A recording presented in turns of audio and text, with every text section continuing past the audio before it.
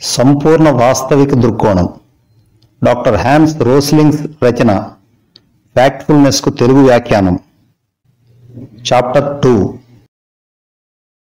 సరైన తాడు, చిల్లులు లేని చేద అంటే బకెట్టు లేకుండా బావిలోని నీరు తోడాలనుకోవటం మూర్ఖత్వమే కాక ప్రయోజన శూన్యం కూడా. ఒక్క చుక్క నీరు లభించకపోగా చేతులు నొప్పులు పెడతాయి. అలాగే సమగ్రమైన, విశ్వసనీయమైన, అర్థం కాని డేటా అంటే సమాచారం లేనిదే ప్రపంచాన్నే కాదు దేనిని అంచనా వేయలేము. అసలు కనీస మాత్ర సమాచారం కూడా లేకుండా అలా చేయటం అసలే వీలు కాదు. చెప్పొచ్చేది ఏమిటంటే, ఎటువంటి కనీస సమాచారాన్ని ఆశ్రయించకుండానే ఎవరికి వారు వారి బుద్ధికి తోచినట్టు ప్రపంచాన్ని అంచనా వేసే పనిలో పడ్డారు. ఆకాశానికి నిచ్చెన వేసే ప్రయత్నం అది. ఇప్పుడు అసలు విషయానికి వద్దాం. అదే గ్యాప్ ఇన్స్టింక్ట్. ఒక దాని నుండి మరో దాన్ని, ఒకరి నుండి మరొకరిని, ఒక సమాజం నుండి మరో సమాజాన్ని, ఒక దేశం నుండి మరో దేశాన్ని, ఒక ఖండం నుండి మరో ఖండాన్ని వేరు చేసి చూసే స్వభావం అనండి, ధోరణి అనండి, ప్రవృత్తి అనండి. నేనైతే దాన్ని ఒక విష పురుగుగా అభివర్ణిస్తా. మన బుర్రల్లోకి చేరి అనాదిగా వాటిని తొలుచుకుంటూ వస్తున్న పురుగంట. కాదనగలరా? ఇంతకు పూర్వం నేను ప్రస్తావించినట్టు ఒక సమగ్ర మరియు విశ్వసనీయ డేటా ఉంటే పరిస్థితి వేరు. అది ఏమీ లేకుండానే జస్ట్ లైక్ దట్ ఒక అంచనాకు వచ్చి అలా వేరు చేసి చూడటాన్ని ఏమనాలి? ఇప్పుడు అటువంటి స్వభావాల గురించే ముచ్చటించుకుందాం. ఆ విధమైన గ్యాప్ ఇన్స్టింక్ట్ ను ఓ మెగా మిస్కాన్సెప్షన్ గా నిర్వచిస్తా నా వరకు నేను. దృష్టి దోషం అని కూడా అంట. సాదాసీదా దృష్టి దోషం కాదు, భయంకరమైన దృష్టి దోషం. అది ఎలాగో వివరించే ప్రయత్నం చేయబోతున్నా, శ్రద్ధగా వినండి. తిరిగి నా విద్యార్థులతో ఇంటరాక్షన్ కొనసాగించా. విషయం కూడా అదే, అంటే బాల మరణాల గురించే, చైల్డ్ మార్టాలిటీ గురించే. ప్రపంచవ్యాప్తంగా ఉండే అధిక వర్షపాత ప్రాంతాలు, అడవి ప్రాంతాలు, కొండ ప్రాంతాలు, వెరసి ఆదివాసీ ప్రాంతాలు, కొండ జాతుల నివాస ప్రాంతాలు, పురాతన పద్ధతుల్లో వ్యవసాయం చేసుకుంటూ పొట్ట పోషించుకునే ప్రాంతాలు, సుదూర ప్రాంతాలు, గ్రామీణ ప్రాంతాలు మొదలైన చోట్ల చైల్డ్ మోర్టాలిటీ అధికం అన్న విషయాన్ని ప్రస్తావించసాగా పిల్లల వద్ద. అటువంటి ప్రాంతాలలో నివాసముంటున్న పేరెంట్స్ పడుతున్న బాధలు, వారి త్యాగాలు, పిల్లల సంరక్షణలో వారు తీసుకునే జాగ్రత్తలు వెలకట్టలేనివని ఇతర ప్రాంతాల తల్లిదండ్రులతో పోల్చి చూసినట్లయితే వారే గొప్పవారన్న అర్థం వచ్చేలా వివరించసాగా. కాకపోతే అటువంటి ప్రాంతాలు బహు తక్కువ అని, అదేవిధంగా అటువంటి ప్రాంతాలలో శాశ్వతంగా నివాసం ఉండేవారు కూడా తక్కువేనని నేను అంటుండేలోపే ముందు వరుసలో కూర్చున్న ఓ పిల్లవాడు లేచి నిలబడ్డాడు ఏదో చెప్పటానికి. లేస్తూనే ఏదో అసహనంతో తన బుర్రను అటూ ఇటూ ఊపసాగాడు. సార్, మీరెన్నైనా చెప్పండి, మాకుల అంటే మనవలే వాళ్ళు జీవించటం అసాధ్యం అంటూ కూర్చుంటాడు. క్షణం ఆలస్యం చేయకుండా మిగిలిన విద్యార్థులందరూ అతనికి వంత పాడతారు. తనలా అన్నదానికి నేను కంగు తింటాననుకున్నట్టున్నాడా పిల్లవాడు. ఏదో విజయ గర్వం కనిపిస్తోంది అతనిలో. అతని సహచర పిల్లలు కూడా అతన్నో హీరోలాగానే చూడసాగినట్టు అనిపిస్తోంది నాకు. కాకపోతే తీవ్ర నిరుత్సాహమే మిగిలింది అతనికి. కనీస మాత్రంగా కూడా నేను స్పందించకపోయేసరికి కంగు తినటం అతని వంతు అయ్యింది. నాకు ఇటువంటివి కొత్త ఏమీ కాదు కదా. ఇలా ఎందరిని చూశాను ఇప్పటి వరకు. వారలా స్పందించటమే కదా నాకు కావలసింది. లేకపోతే నేను చెప్పేదేమిటి, వారు వినేదేమిటి? మా చర్చ కొనసాగటానికి ఇటువంటి అసంబద్ధ సమాధానాలను ఒక భూతంగానే భావించటం ఎప్పుడూ అలవాటు చేసుకున్నా. సారీ, వాళ్ళు అని అన్నావు. ఇంతకీ ఎవరు వాళ్ళు? అడిగా ఆ కుర్రవాణ్ణి. అదే ఇతర దేశాల వాళ్ళు. అంటే స్వీడన్ కాక మిగిలిన దేశాల వారా? కాదు కాదు, పశ్చిమ దేశేతరులు, నాన్ వెస్టర్న్ కంట్రీల వాళ్ళు. వాళ్ళెప్పటికీ మనలా అవ్వలేరు. మీరు చెప్పేట్టుగా ఎప్పటికీ కాదక్కడ. బల్లగుద్ది చెప్పినట్టు అంటాడు అతను. గుడ్.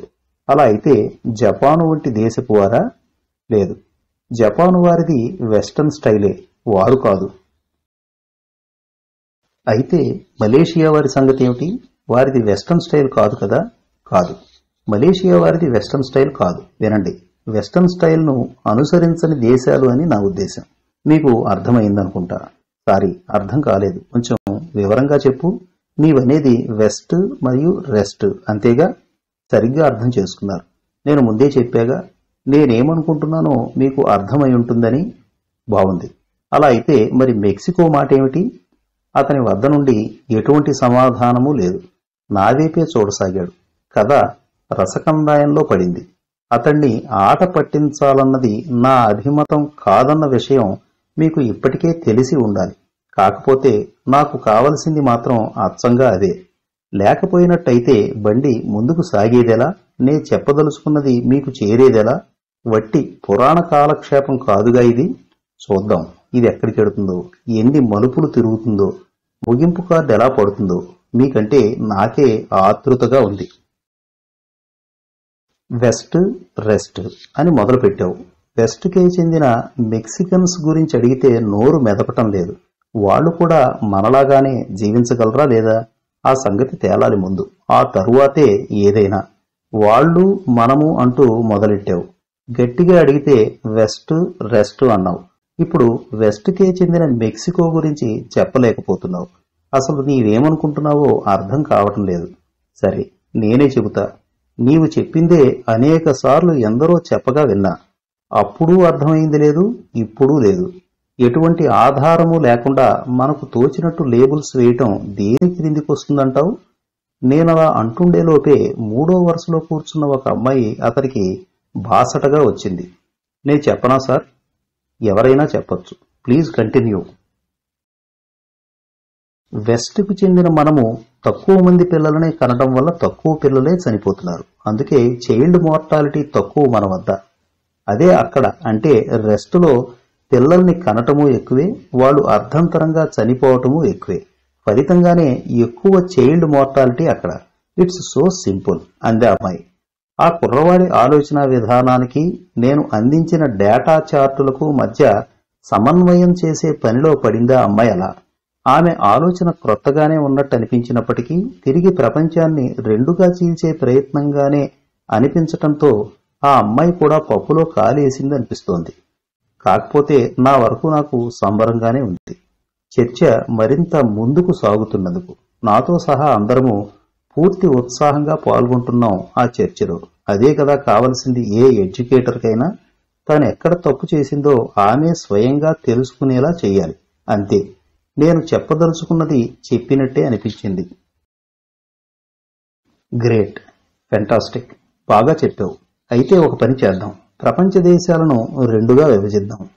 తల్లులు కంటున్న పిల్లలు, బాల మరణాలు అంటే చైల్డ్ బర్త్ అండ్ చైల్డ్ మార్టాలిటీల ప్రాతిపదికన అన్నా. ఒక్కసారిగా అందరూ అలర్ట్ అయిపోయారు. ఓ కొత్త ఉత్సాహం పుట్టుకొచ్చినట్టు అనిపిస్తోంది వారిలో. ఏ డేటా ఆధారంగా అయితే వారు ప్రపంచాన్ని రెండుగా విభజించటానికి ప్రయత్నించారో అదే డేటాను ఆధారం చేసుకుని నేను చేసే ఆ పని స్వయంగా. అంటే ప్రపంచాన్ని రెండుగా విభజించారు. ఒకటే తేడా, వారు విభజించిన దానికి నేను విభజించిన దానికి. ఒక విధమైన గ్యాప్ ఇన్స్టింక్ట్తో వారు విభజిస్తే సమగ్ర మరియు విశ్వసనీయ సమాచారానికి కొద్దిపాటి వివేకాన్ని జోడించి నేను చేసే ఆ పని. ఇక్కడ మీకో సందేహం కలగొచ్చు, కలగాలి కూడా. పిల్లలు కదా, వారి ఆధారంగా ఒక అంచనాకు రావటమేమిటని. ఇక్కడే ఉందంతా. వారలా ఒక అభిప్రాయానికి రావటానికి నేపథ్యం ఏమిటన్నదే ముఖ్యం. వారికి వారుగా ఒక నిర్దిష్ట ఆలోచన విధానంతోనూ పూర్తి సమాచారాన్ని సిద్ధం చేసుకుని ఆ అభిప్రాయం వెల్లడిస్తే ఎవరికీ ఎటువంటి అభ్యంతరమూ ఉండనక్కర్లేదు. అనాదిగా పైనుండి క్రింది తరాలకు యథేచ్ఛగా దిగుమతి అవుతూ వస్తున్న భావజాలాన్ని ఆధారం చేసుకుని అనాలోచితంగా వెల్లడించిన అభిప్రాయాలవి. తేలికగా తీసుకునే వీలు లేనివి. అటువంటి మోస ధోరణుల నిరంతర దిగుమతికి అడ్డుకట్ట వేయాల్సిందే. చైల్డ్ మార్టాలిటీ మీద నేను ఈ పిల్లలతో చేసిన ఇంటరాక్షనే నా తరువాతి అనేక చర్చలకు ఒక వేదికలా మారింది. ఒక సమగ్ర మరియు విశ్వసనీయ సమాచారానికి ఉన్న విలువ ఏపాటిదో అర్థమయ్యేలా చేసింది. అటువంటి సమాచారాన్ని అంతే అందంగానూ ఆకర్షణీయంగానూ ప్రజెంట్ చేస్తే ఇక తిరుగే ఉండదన్న తత్వం బోధపడింది. ఆ దిశగానే నా తరువాతి అడుగులు పడనారంభించాయి.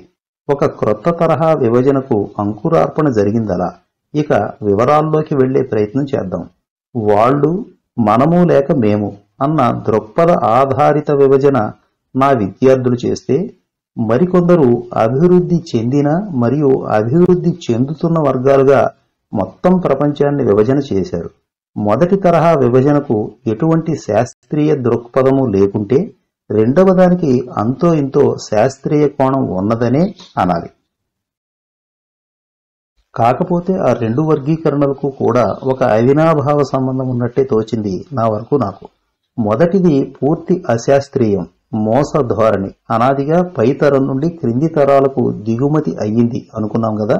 రెండవది శాస్త్రీయ ఆధారిత వర్గీకరణే అయినప్పటికీ తరువాతి క్రమంలో తిరిగి మోస ధోరణి దానిలోకి చొరబడిందన్నది నా బలమైన అభిప్రాయం. ఎన్నడో జరిగిన వర్గీకరణను అలాగే ఉన్నది ఉన్నట్టు ముందుకు తీసుకువెళ్లటమే అభ్యంతరకరం అనిపించసాగింది నా వరకు నాకు. ఇక బీద దేశాలు, ధనిక దేశాలు అన్నా, అల్పాదాయ దేశాలు, అధిక ఆదాయ దేశాలు అన్నా, వెస్ట్ రెస్ట్ అన్నా, నార్త్ సౌత్ అన్నా, ఎవరెలా అన్నప్పటికీ అన్నిటికీ ఆ రెండవ విభజనే కారణమన్నది నా నిశ్చిత అభిప్రాయం.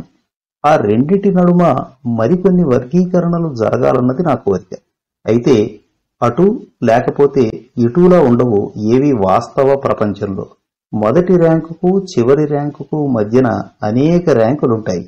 ఆ విధమైన ర్యాంకులన్నిటినీ ఒకే ఘాటన కట్టడం భావ్యమూ కాదు, శాస్త్రీయమూ కాదు. 1 10గా మారటానికి మధ్య మరో 8 అంకెలున్నాయని మరువరాదు. 1కి 10కి మధ్య ఉన్న తేడాను గుర్తించగలిగినప్పుడు 2కు 9కి మధ్య ఉండే తేడాను కూడా గుర్తించాలి కదా. ఆ కారణంగానే ఒక తర్కబద్ధమైన మరియు శాస్త్రీయమైన మరో వర్గీకరణ జరగాలి అన్న కోరిక బలంగా నాటుకోసాగింది నాలో.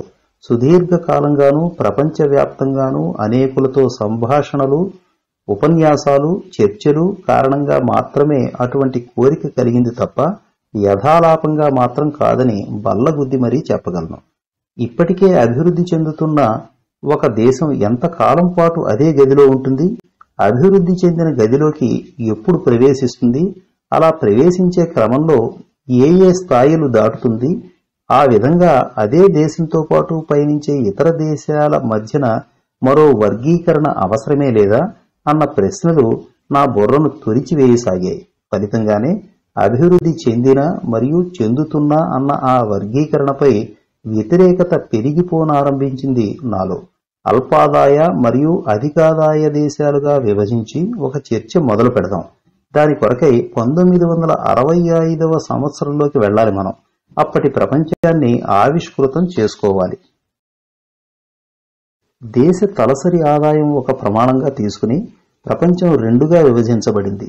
అభివృద్ధి చెందుతున్న మరియు చెందిన దేశాలుగా. చైనా, ఇండియాలతో సహా ఓ 125 దేశాలు అభివృద్ధి చెందుతున్న జాబితాలో ఉంటే యుఎస్ మొదలు యూరప్ దేశాలు సహా ఓ 44 అభివృద్ధి చెందిన దేశాల జాబితాలో కుదురుకుని కూర్చున్నాయి. అయితే ఆ రెండు జాబితాల నడుమ క్యూబా, ఐర్లాండ్, సింగపూర్ల వంటి ఓ 15 చిన్ని దేశాలు కనిపిస్తున్నాయి, త్రిశంకు స్వర్గంలో వేళ్లాడుతున్నట్టుగా. ఈ 15 దేశాలను అటు అభివృద్ధి చెందుతున్న జాబితాలో కానీ ఇటు అభివృద్ధి చెందిన జాబితాలో కానీ వేయటం కుదరని పరిస్థితి. ఒకదానికి ఎక్కువ, మరొక దానికి తక్కువ అన్నట్టుంటుంది వాటి పరిస్థితి. కాసేపు ఆ 15 దేశాలను ప్రక్కన పెట్టి ప్రస్తుతానికి వద్దాం. అభివృద్ధి చెందుతున్న మరియు చెందిన దేశాల గడులను అంటే బాక్సులను పరిశీలిద్దాం. ఎన్ని దేశాలు ఏ ఏ గడుల్లో ఉన్నాయో తెలుసుకునే ప్రయత్నం చేద్దాం. అప్పటికీ ఇప్పటికీ ప్రపంచం ఎంతగానో మారిపోయిందన్న వాస్తవం తెలుస్తుంది మనకు. చిన్న కుటుంబాలు, అరుదుగా సంభవించే బాలమరణాలు నేటి ప్రపంచపు చిహ్నాలు.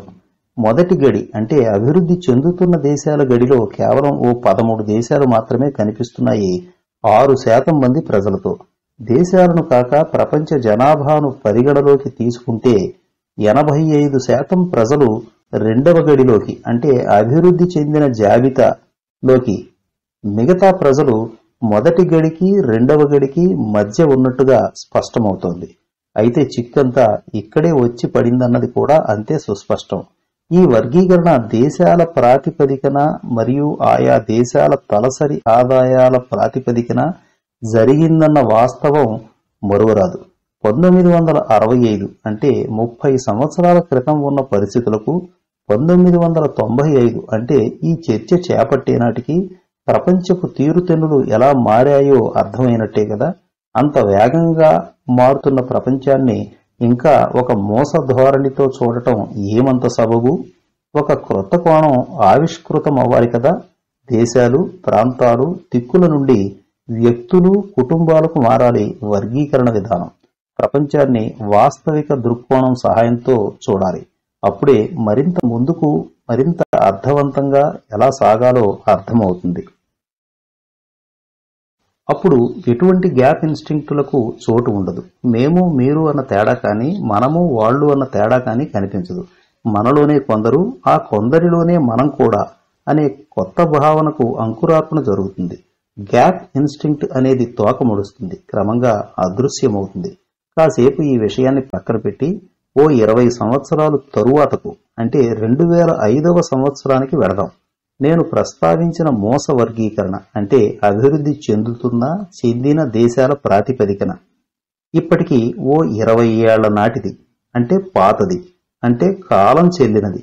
అప్పటికీ ఇప్పటికీ ప్రపంచమే పూర్తిగా మారిపోయింది. సాంకేతికత విజృంభించింది. కమ్యూనికేషన్ వ్యవస్థ తారాస్థాయికి చేరుకుంది. ఎంతగా అంటే అంతా గాలిలోనే, అంటే ఎయిర్లోనే జరిగేంతగానో సాగేంతగానో ప్రపంచం మొత్తం ఒకటిగా మారిపోయింది. నీవు, నేను అన్న తారతమ్యమే లేనప్పుడు మనము, వాళ్ళు అన్నదానికి చోటు ఎక్కడుంటుంది? అప్పుడు నన్ను ఆ ప్రశ్న వేసిన ఆ కుర్రవాడికి కూడా బాగా అర్థమై ఉండాలి ఇప్పటికైనా తనెంతగా పొరబడ్డాడో అప్పుడని. సరే, ప్రస్తుతానికి వద్దాం. డెన్మార్క్ దేశంలోని కోపెన్ హ్యాగన్ కు సంబంధించిన ఒక టీవీ స్టూడియోలో ఉన్న ప్రస్తుతానికి నాకు పరిచయమైన 1995 నాటి, అంటే ఓ 20 ఏళ్ల నాటి వరల్డ్ వ్యూ ఇప్పటికి పాతదైపోయినట్టే కదా. ఎంత పాతదన్న సంగతి తరువాత తేలుతుంది గాని ముందు నాకు అక్కడున్న టీవీ జర్నలిస్టుకు మధ్య జరిగిన సంవాదాన్ని విందాం ఓసారి. మిస్టర్ ప్రొఫెసర్, చిన్న పెద్ద దేశాలు, ధనిక దేశాలు, అంటే అప్పట్లో ధనిక దేశాలుగా ముద్రపడ్డవి, మరింత వివరంగా చెప్పాలంటే పాత వెస్టర్న్ వరల్డ్ మరియు మిగిలిన ప్రాంతాల నడుమ ఇంకా భారీ వ్యత్యాసమే ఉందంట ఇప్పటికీ. ఏమిటి మీ అభిప్రాయం అంటాడా జర్నలిస్టు. అవును, మీరనేది పూర్తి వాస్తవ దూరం కాదు అన్నా నేను. ఆ క్రమంలోనే మరింత వివరణ ఇచ్చే ప్రయత్నం చేశా. అది ఎలానో వివరిస్తా వినండి. అభివృద్ధి పదంలో దూసుకుపోతున్న దేశాలైతే ఇప్పటికీ ఉన్నాయేమో తప్ప అభివృద్ధి చెందుతున్న కడు బీద దేశాలు ఉన్నాయని మాత్రం నిర్దిష్టంగా చెప్పలేము, ఒక వర్గీకరణకు ఉపయోగపడేంతగా. అంటే ఫలానావి మాత్రమే అభివృద్ధి చెందుతున్న బీద దేశాలు అన్న గీత గీయలేము. అటు పూర్తి బేదరికము, ఇటు పూర్తి సంపన్నము కాని దేశాలు చాలానే ఉన్నాయి. 3 వంతులకు పైగానే ప్రపంచ జనాభా అటువంటి మధ్యాదాయ దేశాల్లో నివాసం ఉంటుంది. సాధ్యమైనంత మెరుగైన జీవన పథంలో వారు కూడా దూసుకుపోతున్నారు. మరో ప్రక్క కడు దుర్భర మరియు ఎంత మాత్రము వాంఛనీయం కాని పరిస్థితుల్లో తమ జీవితాలను నెట్టుకొస్తున్న వారు ఉన్నారు. ఇంకో ప్రక్కన ఎంతో సంపన్నమైన వారు ఉన్నారు. ఉత్తర అమెరికా, యూరప్, జపాన్, దక్షిణ కొరియా, సింగపూర్ల వంటి దేశాల రూపంలో. కానీ మెజారిటీ ప్రజలు, అంటే భారీ మెజారిటీ ప్రజలు పైన పేర్కొన్న మధ్యాదాయ దేశాల్లోనే నివసిస్తున్నారు. ఇది నా అభిప్రాయం. సరే ప్రొఫెసర్, మీరనేదానికి ఆధారాలున్నాయా? ఉంటే వాటి విశ్వసనీయత ఏపాటిది? రెచ్చగొడుతున్నట్టుగా ప్రశ్నించాడా జర్నలిస్టు. తన ప్రయత్నంలో అతను విజయవంతమైనట్టే అనుకోవాలి. అతని ప్రశ్న నన్ను రెచ్చగొట్టిన సంగతి నా మాటల్లోనూ ప్రవర్తనలోనూ కొట్టొచ్చినట్టు కనిపించింది. ప్రపంచ బ్యాంకు వారు, ఐక్యరాజ్య సమితి వారు అందజేసే గణాంకాలే నాకు సర్వస్వం. అవేమీ వివాదాస్పదమైనవి కావు కదా. వాటికి అందమైన రూపం ఇచ్చే ప్రయత్నంలో భాగంగా నా అనుభవాన్ని, టీచింగ్ టెక్నిక్స్ ను ఉపయోగిస్తా అంతే. కావున నేను నా వాదనలు కరెక్ట్ అని బల్లగుద్ది చెప్పగలను. అదే సమయంలో మీరు కానీ మీ వాదనలు కానీ తప్పని కూడా అనగలను అని బదులిచ్చా నేను. ఇప్పటికే నేను 2 భిన్నమైన చర్చలను మీ ముందుంచా. ఒకటి నా విద్యార్థులతో జరిగినదైతే మరొకటి ఆ డానిష్ జర్నలిస్టుతో జరిపినది. అక్కడ విద్యార్థులు ప్రత్యేకం కాదు, ఇక్కడి జర్నలిస్టు ప్రత్యేకం కాదు. నా చర్చల్లో భాగంగా ఇప్పటి వరకు ఎదుర్కొన్న వారిలో అత్యధికులు ఇదే తీరును కనపరిచారు. ఆ వాదనలతో విభేదించిన వారే ఎక్కువ. నా సమాచారాన్ని శంకించిన వారే ఎక్కువ, నా అభిప్రాయాలను ఖండించిన వారే ఎక్కువ. అదే క్రమంలో కనీస విశ్వసనీయ సమాచారం కానీ, తమ వాదనలకు అండగా నిలవదగ్గ రుజువులు గాని లేకుండా తమ అనంగీకారాన్ని, అసంతృప్తిని వెళ్లగక్కిన వారే ఎక్కువ.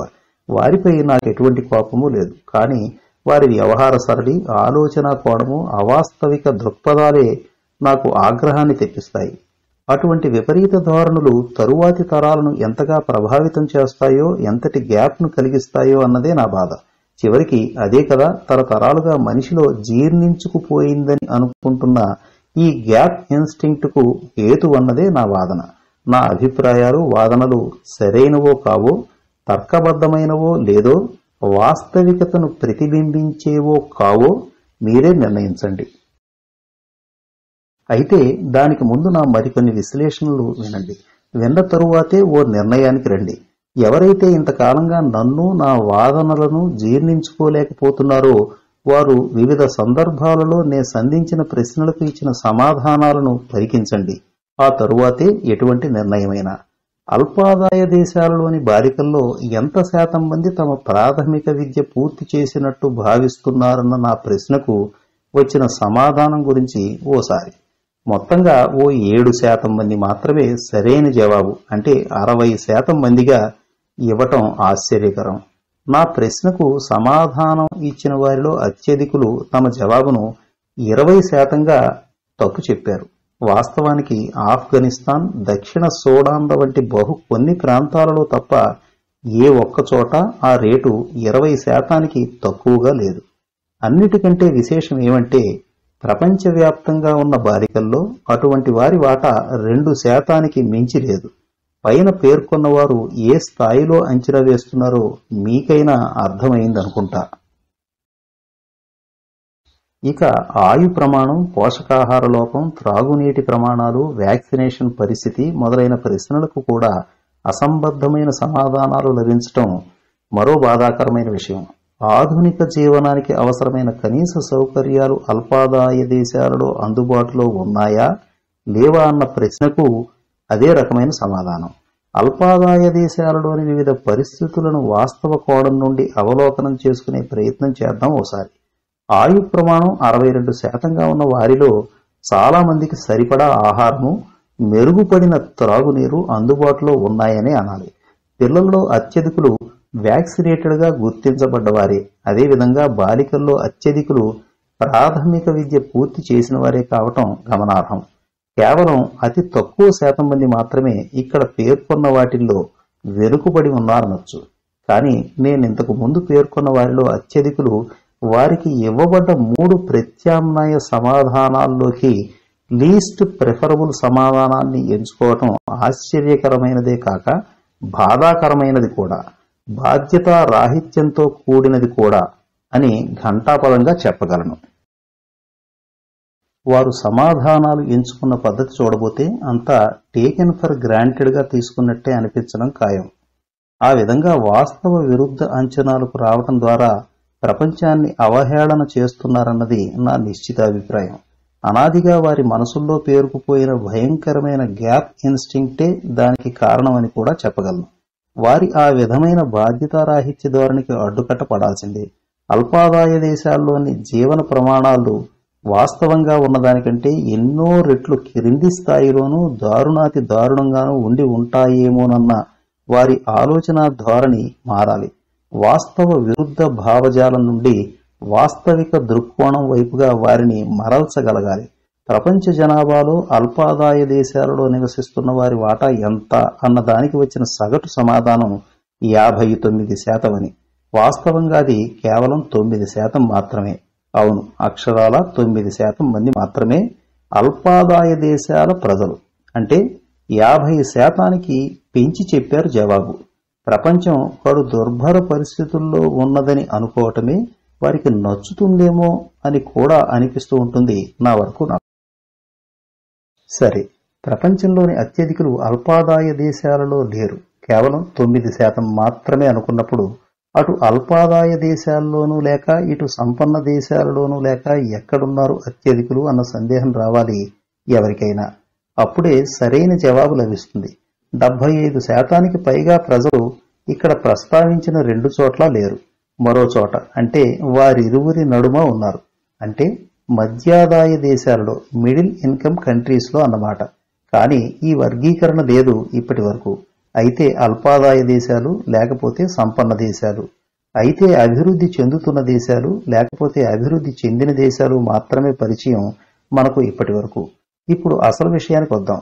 మధ్యాదాయ మరియు అధికాదాయ అంటే సంపన్న దేశాలను కలిపితే దాదాపు 91% మంది గ్లోబల్ మార్కెట్కు అనుసంధానం చేయబడి ఉన్నారు.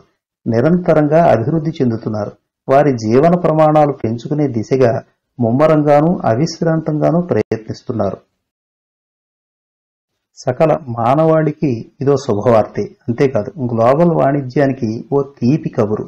ఓ 5 బిలియన్ల వినియోగదారులు ఉబలాటంగా ఉన్నారు గ్లోబల్ మార్కెట్లో చురుకుగా పాలు పంచుకునే నిమిత్తం. గ్లోబల్ మార్కెట్ నుండి సవ్యమైన స్పందన వస్తుందేమోనని ఆశగా ఎదురు చూస్తున్నారు వారు. ఇంకా వారిని విడదీసే కార్యక్రమం పెట్టుకుంటే నష్టపోయేది వారు కాదు, గ్లోబల్ మార్కెట్ మాత్రమే. తద్వారా మొత్తంగా ప్రపంచం మాత్రమే. కావున ఎందరిలోనో అనాదిగా గూడు కట్టుకున్న గ్యాప్ ఇన్స్టింక్ట్కు చుక్క పెట్టాలి. అలాగే మొత్తంగా ప్రపంచాన్నే అభివృద్ధి చెందుతున్నా మరియు అభివృద్ధి చెందినా అని రెండుగా చేసిన విభజనకు కొన్ని మార్పులు మరికొన్ని చేర్పులు చేయాలి. పాత వర్గీకరణకు కాలం చెల్లినట్టే భావించాలి. మొత్తంగా ప్రపంచమే ఒక గ్లోబల్ విలేజ్గా రూపాంతరం చెందిన వేళ వాణిజ్య ప్రధానంగా పడాలి అడుగులు. అన్ని మూలలకు వాణిజ్యాన్ని విస్తరింపజేయాలి. ఇక్కడ వాణిజ్యం అంటే కేవలం వ్యాపారమనే భావించరాదు, వస్తు సేవల మార్పిడిగానే భావించాలి. ప్రపంచాన్నంతటినీ దానిలో భాగస్వామిని చేయాలి. అప్పుడే ఏ ఒక్కరూ ఎవరి జీవన ప్రమాణాలను పనిగట్టుకుని బాగు చెయ్యనక్కర్లేదు. వాటంతటవే మెరుగుపడతాయవి. దానికి గాను నేను 4 ఆదాయ ఆధారిత స్థాయిలను అంటే ఇన్కమ్ బేస్డ్ లెవెల్స్ ను సూచించదలుచుకున్నా. ఇక్కడ ప్రపంచాన్ని కానీ దేశాలను కానీ ప్రత్యేకంగా విడదీసే పని పెట్టుకోలేదు. ఆ 4 ఇన్కమ్ లెవెల్స్ గురించి ముచ్చటించుకుందాం. ఈ వర్గీకరణ కొరకై 2017వ సంవత్సరాన్ని ప్రామాణికంగా తీసుకోవటం జరిగింది. కావున ఈ రచన మొత్తానికి నేడు అంటే 2017ను, వర్గీకరణ అంటే ఈ 4 లెవెల్స్ ను మాత్రమే తీసుకోవాలని నా మనవి. నేడు ప్రపంచవ్యాప్తంగా ఉన్న జనాభా 7 బిలియన్లు. అయితే లెవెల్ 1లో 1 బిలియన్ మంది, లెవెల్ 2లో 3 బిలియన్ల మంది, లెవెల్ 3లో 2 బిలియన్ల మంది, లెవెల్ 4లో 1 బిలియన్ మంది ఉన్నట్టుగా అనుకోవచ్చు.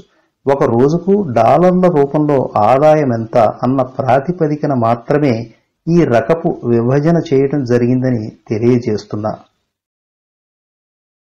ఈ క్రొత్త తరహా వర్గీకరణ ద్వారా మనందరికీ ఒకటి అర్థమవుతుంది. లెవెల్ 1 అంటే అల్పాదాయ వర్గమని, లెవెల్ 4 అంటే అత్యధికాదాయ వర్గమని. ఒక్కో లెవెల్లోనూ చెరో బిలియన్ మంది ఉంటే మధ్య ఉన్న లెవెల్ 2 మరియు లెవెల్ 3లలో 5 బిలియన్ల జనాభా ఉన్నట్టు విశదమవుతోంది. మధ్యలో ఉన్న ఈ 2 లెవెల్స్ తాలూకు ప్రజల కనీస అవసరాలు తీరినట్టే అనుకోవచ్చు. తమ జీవన ప్రమాణాలను పెంచుకునే దిశగా వడివడిగా అడుగులు వేస్తున్నది ఈ 2 లెవెల్స్ వారేనని ఘంటాపదంగా చెప్పగలను. ప్రపంచం అత్యంత వేగంగానూ నిరంతరంగానూ అభివృద్ధి దిశగా అడుగులేస్తోందనటానికి ఈ 2 లెవెల్స్ వారే కొలమానాలని కూడా అనగలను. కాలప్రవాహంలో చోటు చేసుకుంటుండే మార్పులను తమకు అనుగుణంగా మలుచుకుని ఒక మెట్టు నుండి మరో మెట్టుకు ఎక్కుతూ తమను తాము నిరూపించుకుంటున్నవారు వీరు. ఒకసారి నే ప్రతిపాదించిన 4 లెవెల్స్ ను అవలోకనం చేసుకునే ప్రయత్నం చేద్దాం. లెవెల్ 1. వీరి దినసరి సగటు ఆదాయం $1. 5గురు పిల్లల దాకా ఉండే కుటుంబాలు, కాళ్లకు చెప్పులు వేసుకోవటానికి కూడా నోచుకోలేకపోవటం, అందుబాటులో ఉండే ఒకే ఒక ప్లాస్టిక్ బకెట్, 1 గంట పాటు కాళ్లకు చెప్పులు కూడా లేకుండా నడిచి ఒక్కో బకెట్ను నింపుకుని తమ నీటి అవసరాలు తీర్చుకోవలసిన దుర్భర పరిస్థితి, తమ రోజువారీ నీటి అవసరాలకు మురుగునీటి కయ్యలను కూడా ఆశ్రయించాల్సి రావటం, గృహావసరాల కోసం వంట చెరుకులు ఏ రోజుకా రోజు సమకూర్చుకోవలసి రావటం, జీవితాంతము ప్రతిదినము ఒకే రకమైన ఆహారం తినవలసి రావటం, పంటలు ఆశించిన స్థాయిలో పండిన సందర్భాల్లో ఖాళీ కడుపుతోనే పడుకోవలసి రావటం, వంట చేసుకునే సందర్భంగా విడుదలయ్యే పొగ తాలూకు దుష్ప్రభావాలకు తరచూ గురి కావలసి రావటం, కనీస వైద్య సౌకర్యాలకు కూడా తమ సంపాదనను వెచ్చించలేని నిస్సహాయ స్థితి, పరిస్థితులు చేయి దాటి మరణం సంభవించిన మిన్నకుండిపోవలసి రావటం మొదలైన కడు దుర్భర పరిస్థితులను ఈ దశలో చూడవచ్చు. ఇన్ని విషమ పరిస్థితులను ధీటుగా ఎదుర్కొంటూ తమకు అందుబాటులో ఉన్న ప్రతి వనరును సద్వినియోగం చేసుకుంటూ ప్రకృతి దయతలిచినా తలచకపోయినా తమ పిల్లల సంరక్షణను నిర్లక్ష్యం చేయకుండా తమకు సాధ్యమైనంత మేర వారి ప్రాణాలను కాపాడుకుంటూ తమను తాము కాపాడుకుంటూ తాము వేసే ప్రతి అడుగు ఎంతో జాగ్రత్తగా వేసేవారిని ఈ లెవెల్లో చూడొచ్చు. వారి శ్రమ ఫలించటము, ప్రకృతి కరుణించటము, కరువు కాటకాలు విశ్రాంతి తీసుకోవటము జరిగితే వీరిలో కొందరి దినసరి ఆదాయం $2 చేరుకోవటము, తాము ఉంటున్న లెవెల్లోనే ఓ మెట్టు పైకి ఎక్కగలగటము జరుగుతూ ఉంటాయి ఈ దశలో. అలాగే జరిగి వీరిలో కొందరుగా అయినా 2వ లెవెల్కు చేరుకోవాలని ఆశిద్దాం. సుమారుగా 1 బిలియన్ ప్రపంచ జనాభా ఈ దశకు చెందినదే అనొచ్చు. లెవెల్ 2. లెవెల్ 1లో $1గా ఉన్న దినసరి ఆదాయం 4 రెట్లు పెరిగి $4 చేరుకుంటుంది ఈ దశలో. అదనంగా అందుబాటులోకి వచ్చిన ఆ $3 అనేకంగా ఉపయోగపడతాయి ఈ దశలో. తాము పండించుకోలేని వాటిని బయట నుండి కొనుగోలు చేసుకోగల శక్తి రావటము, సాధారణ ఆహారం నుండి కొద్దిపాటి పోషక విలువలుండే ఆహార పదార్థాలను వినియోగించుకోగల కొనుగోలు శక్తి కలగటము, కాళ్లకు చెప్పులు, కాలినడక స్థానంలో ఓ సైకిలు, ఒకే ఒక ప్లాస్టిక్ బకెట్కు అదనంగా మరికొన్ని బకెట్లు అందుబాటులోకి రావటంతో ఒకేసారి తమ రోజుకు అవసరమైన నీటిని తెచ్చుకోగలగటం ద్వారా సమయాన్ని, శ్రమను ఆదా చేసుకోగలగటము, వంట చెరుకు సహాయంతో నడిచే పొయ్యి స్థానంలో గ్యాస్ స్టవ్ రావటంతో దాని తాలూకు దుష్ప్రభావాలకు అడ్డుకట్ట వేయటమే కాక వంట చెరుకు సమీకరణకు వెచ్చించే సమయాన్ని, శ్రమను ఆదా చేసుకోగలగటము, తమ పిల్లలను స్కూలుకు పంపగలిగే సమయము, దానికి అయ్యే ఖర్చు భరించగల శక్తి కలగటము, కప్పుకోవటానికే కాక పడుకోవటానికి కూడా అవసరపడే దుప్పట్లను సమకూర్చుకోగల శక్తి కలగటము, అత్యవసరాలకు వైద్య సేవలను వినియోగించుకోగల ఆర్థిక స్థితి ఏర్పడటము వంటివి సర్వసాధారణ విషయాలు ఈ దశలో. మెరుగుపడుతున్న జీవనశైలికి తార్కాణం ఈ దశ. అయితే కొంత అనిశ్చిత స్థితి ఉండే మాట కూడా నిజమే. ఏ మాత్రం నిర్లక్ష్యం చేసినా, అప్రమత్తంగా లేకపోయినా, ప్రకృతి సహకరించకపోయినా, అనుకోని అవాంతరాలు ఎదురైనా తిరిగి మునుపటి దశకు అంటే లెవెల్ 1కి జారి పడిపోయే ప్రమాదం ఎల్లప్పుడూ పొంచి ఉండటం కూడా ఈ దశ లక్షణమే. అయితే అన్నీ అనుకూలించి మరింత జాగరూకతతో వ్యవహరిస్తూ తమకు అందుబాటులో ఉండే వనరులను అన్నిటినీ సద్వినియోగపరుచుకుంటూ ముందుకు దూసుకుపోగలిగేవారు అనతి కాలంలోనే మిగిలిన అందరూ తమను చూస్తూ ఉండగానే తరువాతి దశకు ఎగబ్రాకటము ఈ దశ లక్షణమే. సుమారుగా 3 బిలియన్ల జనాభా ఈ దశకు చెందిన వారిని అనుకోవచ్చు. లెవెల్ 3.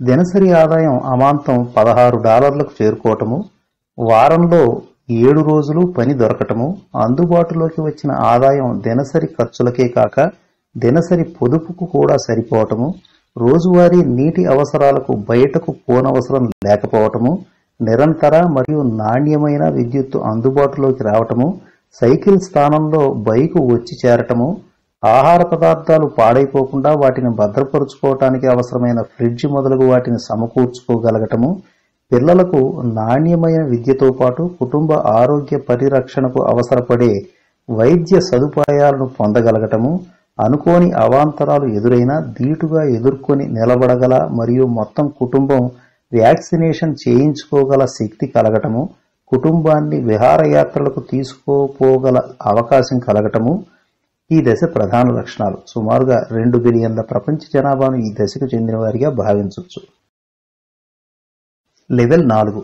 దినసరి ఆదాయం $64 చేరుకోవటమే కాక అది దినదిన ప్రవర్ధమానమవటము, ఒక గౌరవప్రదమైన వినియోగదారునిగా చలామణిలోకి రాగలగటము, ఆ విధంగా గుర్తింపు పొందగలగటము, ఓ $3-4 అటు ఇటైనా దాని ప్రభావం లేకుండా చేసుకోగల స్థితి కలగటము, ఆ $3-4 కడు పేదరికంలో ఉన్నవారికి అందించి తద్వారా వారిని ఓ మెట్టు పైకి తేగల శక్తి కలగటము, ప్రయాణాలకు విమానయానాన్ని కూడా వినియోగించుకోగల ఆర్థిక పుష్టి స్వంతం కావటము, ఒక అద్భుతమైన మరియు విలాసవంతమైన జీవనాన్ని కొనసాగించగల ఆర్థిక శక్తి కలగటము ఈ దశ ప్రధాన లక్షణాలు. Most privileged segment of the planet earth అని సగర్వంగా చెప్పుకోగల ప్రజలుండే దశ ఇది అని నిర్మోహమాటంగా చెప్పవచ్చు. సుమారుగా 1 బిలియన్ ప్రపంచ జనాభాను ఈ దశకు చెందిన వారిగా భావించవచ్చు. ఈ సరికల్లా నే ప్రతిపాదించిన 4 ఆదాయపు స్థాయిలు మీకు వంటబట్టి ఉండాలి. మరో సంగతి తెలియజేయాలి మీకు. నా అంచనా నిజమైతే మీరు, అంటే నా ఈ రచనను ఎంతో ఆసక్తిగా చదువుతున్నవారు తప్పక లెవెల్ 4కు చెందినవారై ఉండాలి. కరెక్టే కదూ? సరే, వదిలేయండి ఆ వ్యవహారం కాసేపు. నేను చెప్పదలుచుకున్నది మరొకటి ఉంది. మిగిలిన ఆ మొదటి 3 లెవెల్స్ల నడుమ ఉండే అగాధం వంటి వ్యత్యాసమే అది. ఆ వ్యత్యాసాన్ని గుర్తించటం లెవెల్ 4కు ఇప్పటికే చేరుకున్న మీ వంటి వారికి పెద్ద కష్టం కాకపోవచ్చు అన్నది నా నిశ్చిత అభిప్రాయం. ప్రపంచంలో మీ వంటి వారు 1 బిలియన్ దాకా ఉన్నారన్నది తెలుసున్నదే కదా. మిగిలిన ఆ 3 లెవెల్స్ వారిని అంతో ఎంతో ప్రభావితం చేయగల శక్తి మీకుందన్న వాస్తవం మరువకండి. ఇది నా సవినయ విన్నపం. అయితే లెవెల్ 1లో ఉన్న వ్యక్తులు కానీ దేశాలు కానీ ఒక్కసారిగా లెవెల్ 4కు చేరుకోవటం అంత సులభం కాదు. అలా చేరుకోవాలి అనుకోవటం అత్యాశే కాక మూర్ఖత్వం కూడా అవుతుంది. అదే సమయంలో ఒక లెవెల్ నుండి మరొక లెవెల్కు చేరుకోవటం కూడా అసాధ్యమేమీ కాదని గుర్తుంచుకుంటే చాలు. లెవెల్ 1లోని వారికి లెవెల్ 2కు వెళ్లటానికి చాలినంత శక్తి ఉండకపోవచ్చు. ఎక్కువ సమయం కూడా పట్టొచ్చు. వారికి ఉండే చోదక శక్తి పరిమితమైనది.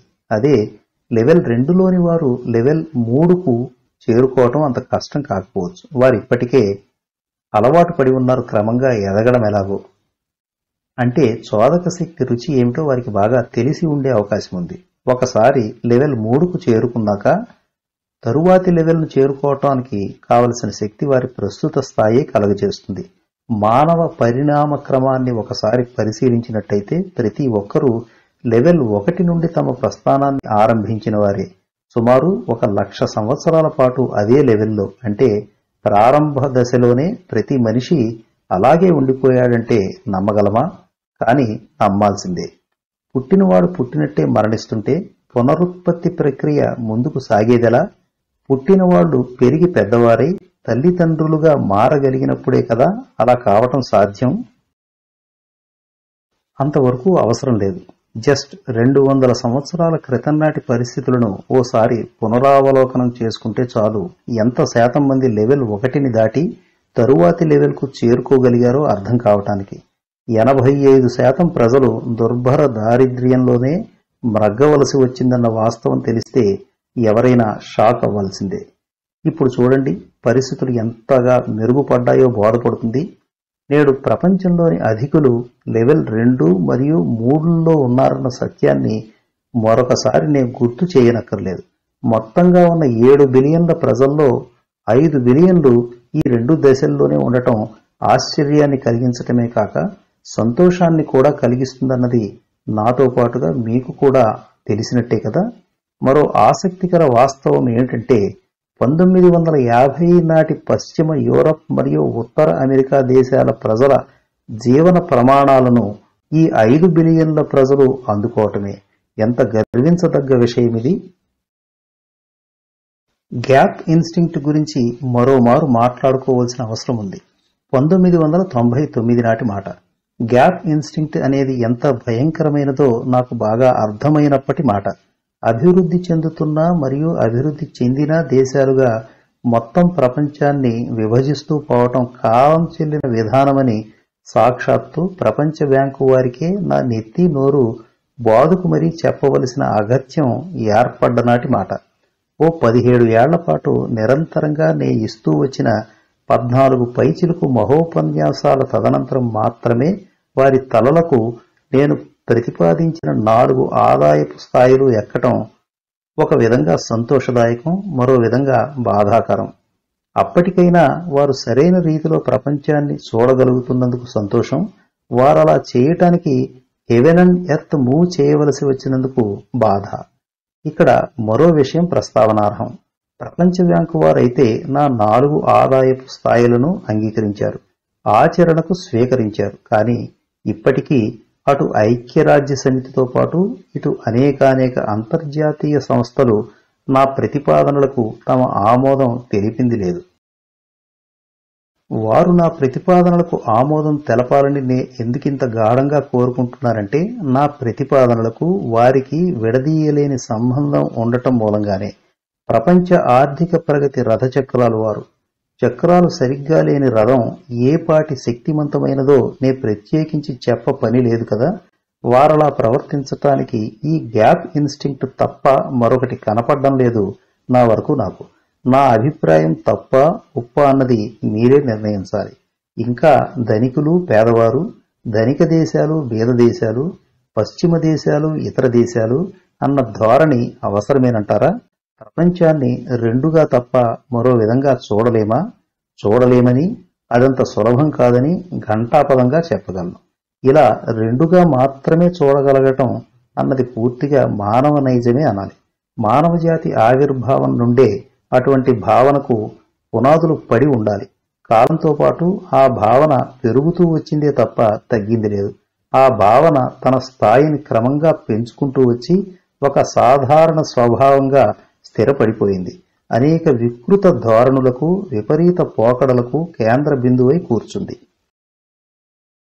పర్యవసానంగానే ద్వంద్వ సిద్ధాంతం ఓడలు పెంచుకు మరీ విస్తరించింది. మంచి చెడు, హీరో విలన్, నేను ఇతరులు, నా దేశము ఇతర దేశాలు, నా దేశస్థులు ఇతర దేశాల వారు అన్న విభజన అంతగా పాతుకుపోయింది మనలో. ప్రపంచం మొత్తాన్ని ఈ విధమైన బైనరీ సిస్టంలోనే చూడాలా? మరో మార్గమే లేదా? నాకున్న అనుభవాల మేరకు లేదనే అనిపిస్తుంది. ఉన్నప్పటికీ నా వంటి వారెవరైనా దాన్ని చూపినప్పటికీ భయంకరమైన ఈ గ్యాప్ ఇన్స్టింక్టే ఆ మార్గం గుండా వెళ్లలేకుండా అడ్డు తగులుతోంది. అంతా గ్యాప్ ఇన్స్టింక్ట్ మహత్యమే. ఘనత వహించిన జర్నలిస్టులందరికీ తెలుసును ఏది వాస్తవమో ఏది అవాస్తవమో. కానీ వారికి అనవసరం. వారి సరదాలు వారివి. ఇద్దరి మధ్య విభేదాలు పడచూపినట్టు, వారి మధ్యన అభిప్రాయ భేదాలు పతాక స్థాయికి చేరుకున్నట్టు, రెండు గ్రూపులుగా విడిపోయినట్టు, తమ విశ్లేషణలతో సామాన్యులను బెంబేలెత్తించటంలోనే వారు తమ సరదాలు తీర్చుకుంటున్నారు. కానీ కనీస బాధ్యత కూడా లేకుండా అన్నిటినీ రెండుగా చూడటమేనా? ఇప్పటికైనా వారు గ్రహించాలి వాస్తవమేమిటో, వారి సరదాలు ఎంత మూల్యానికో. ప్రశాంతంగా ఉన్న సరస్సులో గులకరాళ్లే అయినప్పటికీ ఎందుకు వేయటం? ఆ సరస్సు తాలూకు ప్రశాంతతను భగ్నం చేయటం, అంతటా సజావుగా జరిగిపోయే చోట కల్లోలాలు సృష్టించటం, భేదాభిప్రాయాలు లేని చోట ఉన్నట్టు చూపటం. ఈ విధమైన గ్యాప్ ఇన్స్టింక్ట్కు కారకులు ఎవరైనప్పటికీ వారు నిందార్హులే. ప్రపంచాన్ని వాస్తవిక కోణంలో చూడలేకపోవటానికి ప్రధాన అడ్డంకి ఈ గ్యాప్ ఇన్స్టింక్టే అని బల్లగుద్ది మరీ చెప్పగలను. ఈ జాడ్యాన్ని పూర్తిగా నిర్మూలించలేకపోయినప్పటికీ దాని కనీస స్థాయికి తీసుకురాగలిగిన గొప్ప మాటే. అది జరిగితేనే వాస్తవిక దృక్కోణం అలవడుతుంది. ఇక ఇప్పుడు అటువంటి గ్యాప్ ఇన్స్టింక్ట్కు ఏ విధంగా అడ్డుకట్ట వేయాలి, వీలైతే దాన్ని ఎలా నిర్మూలించాలి అన్న దానిపై ఫోకస్ పెడదాం. ఇప్పటికే ఎన్నో మార్లు అనుకున్నాం గ్యాప్ ఇన్స్టింక్ట్ అనేది అనాదిగా వస్తూ వచ్చిందని, అదొక అంటువ్యాధిలా పరిణమించిందని, మన నరాల్లోనూ జీర్ణించుకుపోయిందని. మీరే గమనించారుగా. ప్రపంచ బ్యాంకు అర్థం చేసుకున్నంతగా కూడా ఐక్యరాజ్య సమితితో సహా ఏ ఒక్క ఇతర అంతర్జాతీయ సంస్థ అర్థం చేసుకోలేకపోయిందని. వారలా వ్యవహరించడానికి అనేక కారణాలుండొచ్చు, కానీ ప్రధాన కారణం మాత్రం గ్యాప్ ఇన్స్టింక్టే అంట నా వరకు నేను. ఆ కారణంగానే దాన్ని వీలైనంత మేర నియంత్రించగలగాలి, సాధ్యమైతే నిర్మూలించగలగాలి. ఆ నిమిత్తం ఓ 3 అవరోధాలను మీ ముందుకు తెచ్చే ప్రయత్నం చేస్తున్నా. మొదటిది కంపారిజన్ ఆఫ్ యావరేజెస్. పరస్పర విరుద్ధమైన సగటులను పోల్చి చూసుకోవటం, కేవలము మరియు పూర్తిగాను సగటులపైనే ఆధారపడటము, ఒకదానితో మరొకదానికి ఎంతమాత్రము పొంతనలేని సగటులను తీసుకుని వాటిని సరిపోల్చి చూసుకోవటము, ఆ క్రమంలో ఖచ్చితంగా రావటానికి అవకాశమున్న అసంబద్ధ ఫలితాలను చూసి బెంబేలెత్తటము, ఒక వాస్తవ విరుద్ధమైన అంచనాకు రావటము ఒక నిరంతర ప్రక్రియలా అయిపోయింది. ముందుగా ఈ వ్యవహారానికి ముగింపు కార్డు వేయాలి. తద్వారా మాత్రమే గ్యాప్ ఇన్స్టింక్ట్ను నియంత్రించగలం, వాస్తవికత వైపుగా అడుగులు వేయగలం. రెండవది కంపారిజన్ ఆఫ్ ఎక్స్ట్రీమ్స్. ఉత్తర దక్షిణ ధ్రువాల వంటి వాటిని ఒకదానితో మరొకదాన్ని పోల్చి చూసుకోవటం. తూర్పు పడమరలను, ఉత్తర దక్షిణాలను అంటే రెండు ఎక్స్ట్రీమ్స్ ను ఒకదానితో మరొకదాన్ని పోల్చి చూడటం. రెండు విపరీత మరియు పరస్పర విరుద్ధ వ్యవహారాలను ఒకదానితో మరొకదాన్ని పోల్చి చూసి వాస్తవ పరిస్థితులను ఆశించటం బోడిగుండుకు మోకాలికి ముడి వేయాలని అనుకోవటమే తప్ప వేరొకటి కాదు. ఎప్పటికీ సాధ్యం కాని పని అది. పైగా అప్పటికే తమలో నిద్రాణంగా ఉంటూ వస్తున్న గ్యాప్ ఇన్స్టింక్ట్ ను నిద్ర లేపి మరీ పెంచే ప్రమాదం ఉన్నది. కాబట్టి ఈ విధమైన అడ్డంకిని తొలగించుకోవటం ద్వారా గ్యాప్ ఇన్స్టింక్ట్ ను నియంత్రించగల శక్తి కలుగుతుంది. మూడవది the view from up here. పై స్థాయిలో ఉంటూ క్రింది స్థాయి వారిని చూసే విధానం. తాముండే పై స్థాయి నుండి క్రింది స్థాయిలను చూసి మొత్తంగా అంచనా వేసే ధోరణి. పైన ఉండేవారికి క్రింది వారు ఎప్పుడు చిన్నవారి వలెనే కనిపిస్తారు. క్రింది స్థాయిల్లోని వారి వివిధ పరిస్థితులను గాని స్థితిగతులను గాని కనీసంగా అర్థం చేసుకునే శక్తి కూడా ఉండదు పై స్థాయి జీవనానికి ఎంతో కాలంగా అలవాటు పడ్డవారికి. అటువంటిది వారిని వారి స్థాయిని అంచనా వేయగల శక్తి ఎక్కడి నుండి వస్తుంది? ఇక్కడ కూడా గ్యాప్ ఇన్స్టింక్ట్ పెరిగే ప్రమాదమే ఉంటుంది. కావున ఈ అడ్డంకిని తొలగించుకుంటేనే గ్యాప్ ఇన్స్టింక్ట్ ను నియంత్రించగలం. ఒకసారి గ్యాప్ ఇన్స్టింక్ట్ అంటూ నియంత్రించబడిందంటే వాస్తవిక దృక్కోణం అలవడినట్టే, వాస్తవిక ప్రపంచ దర్శన భాగ్యం కలిగినట్టే.